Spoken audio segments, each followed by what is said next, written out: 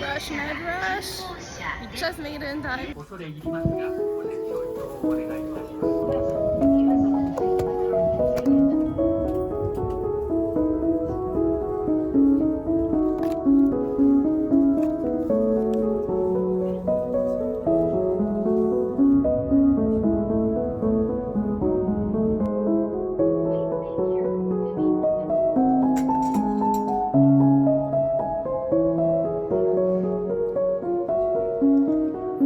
We are at Otsuki Station for more than an hour. We took a train from Shinjuku to here, and then we are waiting for the next train, which is going to take us to Mount Fuji.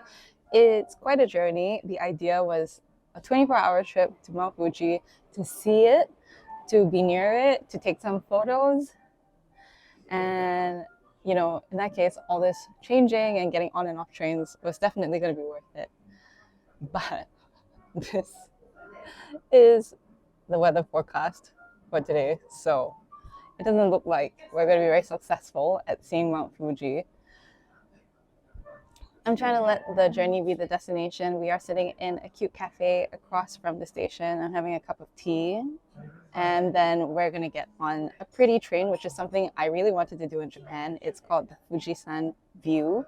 So the idea is that you get a view of Fujisan.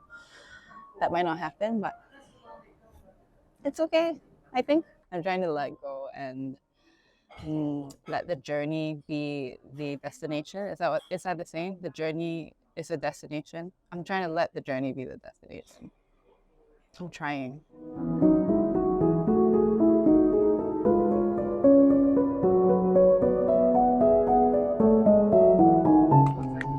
Fujisan Dorayaki.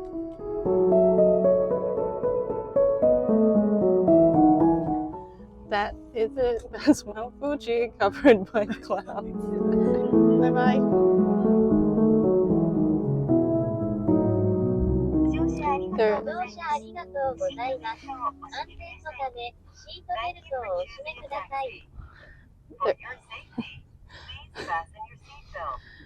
The rain has indeed started, so a very swish taxi ride to our hostel.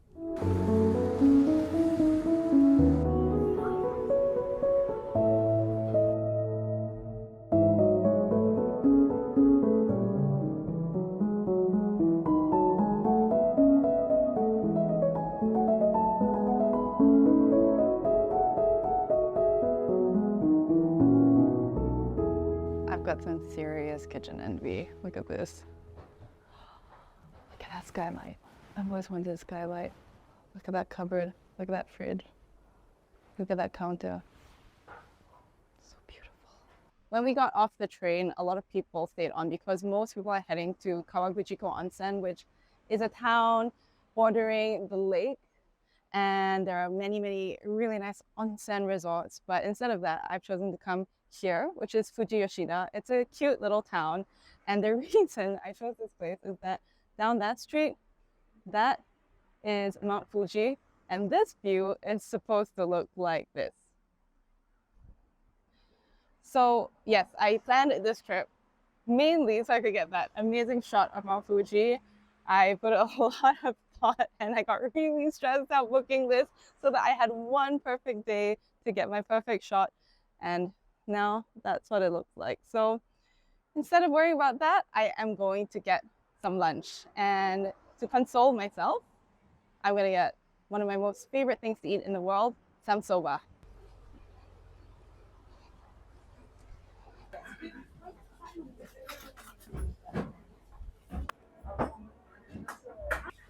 I've never had anything like this before.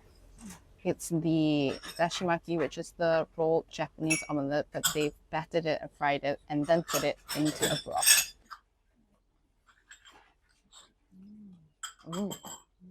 My God. That is so good.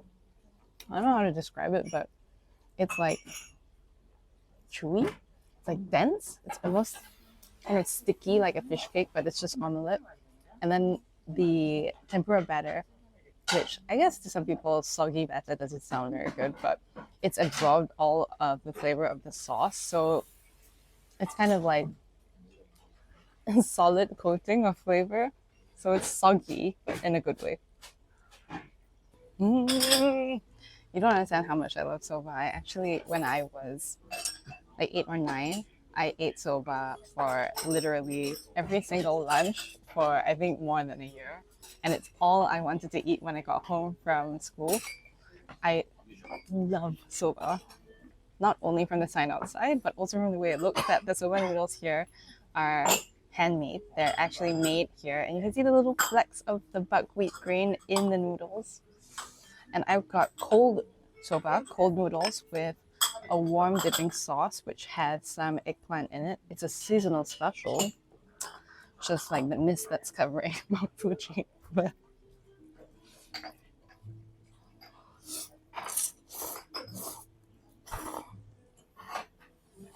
ooh, ooh.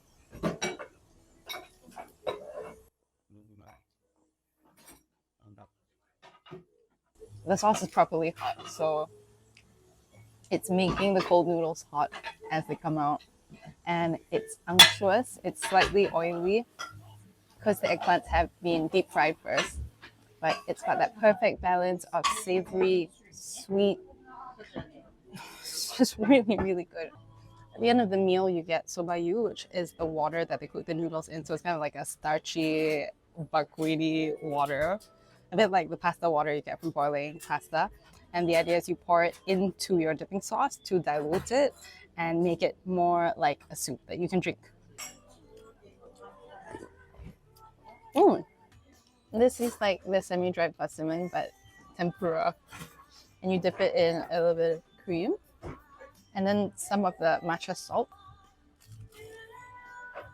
Oh, it's so good. It tastes a little bit like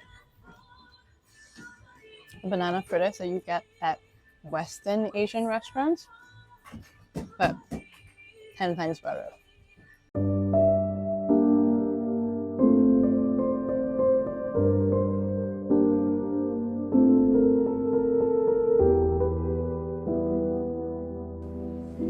Shops like this are very, very dangerous for me.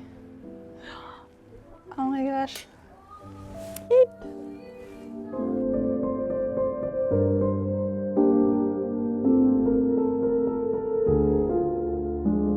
I have never met a mochi I didn't like. Oh. The skin is green from the addition of mugwort, which is this herb that you can find in Korean, Japanese, and Chinese cooking, especially in glutinous rice dumplings like this mochi. It has kind of a slightly medicinal, slightly minty flavor, but I really like it with the red bean paste, which is sweet and delicious.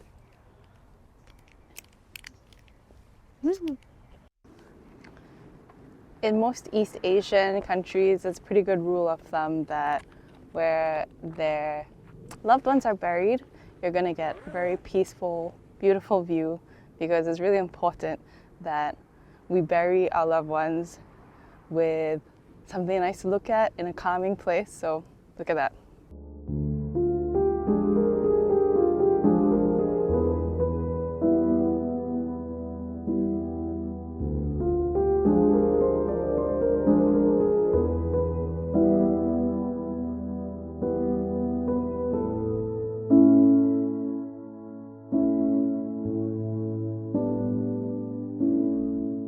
This town, Fujiyoshida, is definitely a little bit derelict. Even some parts are completely abandoned, but then you turn a corner and you see a really cute little shop selling homewares, or this really old uncle running a film shop where I bought some film, or a little crepe shop just tucked into the street that has nothing else going on. And it's really, really unexpected. It's so quiet, but it's calming in a way. And even the clouds that are covering Mount Fuji, that I guess in my heart I'm a little bit sad about, because I came here to see Mount Fuji. You know, I look up and I see those same clouds and they're beautiful. And it's not so much about making the journey the destination. The destination is still the destination, but maybe the destination doesn't have to be what I wanted it to be or what I expected it to be for it to be beautiful. Does that make sense? perfectionist type A planner part that is slightly freaking out that I haven't planned this 24-hour trip to death. I don't know what I'm doing. We're just strolling around this town, but it's good practice for me, and I really like it.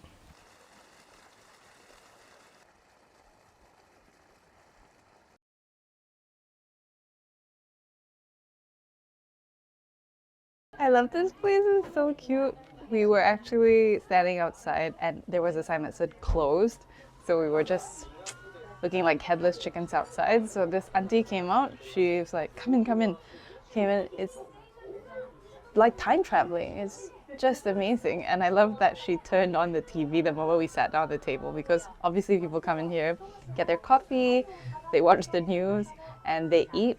So I've ordered Hamburg steak curry rice, and it just feels like the perfect old-fashioned time traveling dish to end off the day in this really old, cute town. Glass bottle soft drinks, always elite. Mm.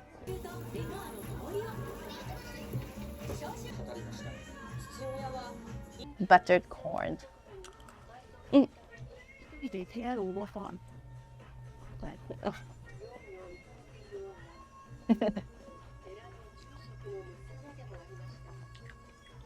It's salty, it's sweet, it's buttery. It's good. Arigatou gozaimasu.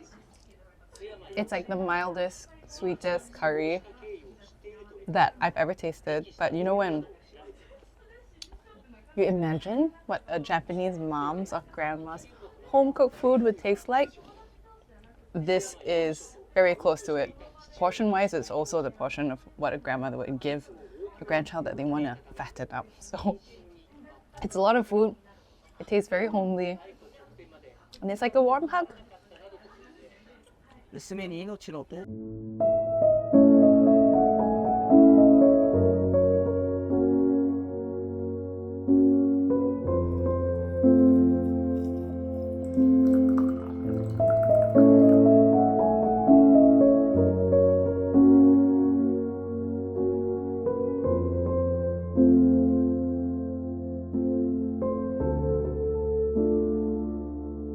Good night.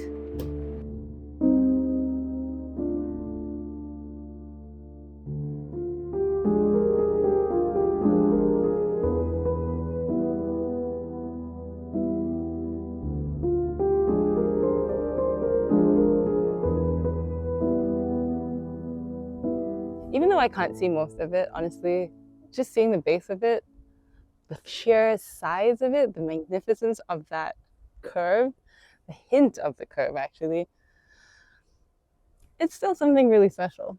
It's the end of my little 24-hour trip to Mount Fuji, which you can see in drawing here, in picture here, but not in fact there. And you know what?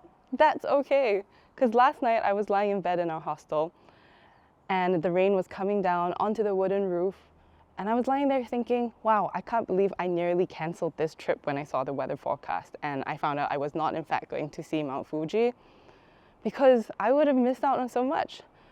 Lying there, falling asleep with the sound that I actually listen to at home, and I pay for an app that plays that sound. I mean, that was just so beautiful. And I don't know if I'm getting too deep with this, but this is my first, or one of my first YouTube videos in a really long time, more than 2 years. And this entire trip has felt a little bit like a metaphor for my work, because last year was honestly really tough for me. I was definitely in a bit of a lull, creatively speaking, and I think, like I've mentioned, I am a perfectionist. I am a perfectionist. And if I didn't have the best camera, if my videos didn't look the best, if they didn't have the best narratives, I thought to myself, what's the point? And so I just didn't do it. But this year, and hopefully from now on, I'm trying this new thing called consistency instead of perfection. So you're going to be seeing a lot more of me on here. It's going to be like this, informal. I want to connect with you guys, and it's not going to look the best or the most polished. I'm going to film on my phone from time to time. And that's okay, because like this trip, I thought the point was seeing Mount Fuji, but actually the point was just being here and just enjoying it. And with my work, the point is just making content that makes me happy and hopefully makes you happy. So I'll see you soon.